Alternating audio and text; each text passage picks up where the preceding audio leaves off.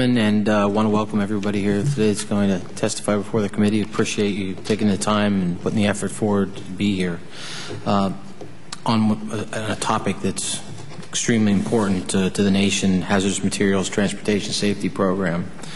Safe and efficient transportation of hazardous materials is enormously important to the national economy and our way of life. Hazmat is broadly defined as essentially anything that could cause an unreasonable risk to human health or the environment if it is mishandled. And hazmat encompasses a surprisingly large percentage of goods we consider essential to modern civilization. 28%, or nearly a third, of all ton miles of annual freight on our roads, rails, waterways, and air cargo is considered a hazardous material. The United States has 1.2 million shipments daily of hazmat, totaling 3.1 billion tons a year.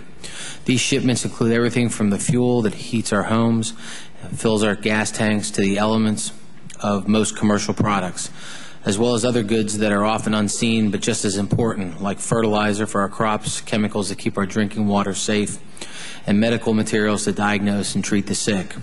The importance of being able to safely and quickly deliver a wide range of potentially dangerous material cannot be understated.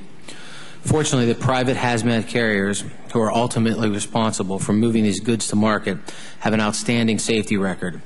Hazmat carriers are a diverse group of businesses ranging from mom-and-pop operations that own a single tank truck up to multinational corporations handling thousands of shipments daily.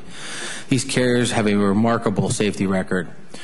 My calculator actually had an error when we were trying to figure out what percentage of movements of hazardous goods result in an injury or fatality. It turns out to be 0.00002% result in an injury, and I got to use my finger to count these zeros as I do this, 0.0000014% of movements result in a fatality. So this is really a remarkable safety record, and I've said that 3 times. It's remarkable. I'll say it a 4th time because they do a great job. Our goal should always be to make things safer, but we have to carefully weigh the risks associated with the cost when taking legislative action. It is very important that we maintain the balance between commerce and regulation that has resulted in such a successful program. There are a few things I know that we can do better, such as ensuring that the federal government does a better job coordinating with the states to create more uniform standards for forms and permits, eliminating the duplication of background checks by various governmental entities, as well as ensuring that enforcement is carried out consistently and fairly with as little disruption to the flow of commerce as possible. Of course, when you're talking about moving dangerous goods, there's going to be a risk, and there are going to be accidents. There is no way to completely eliminate that risk unless we just completely stop shipping these materials that are so vital to us.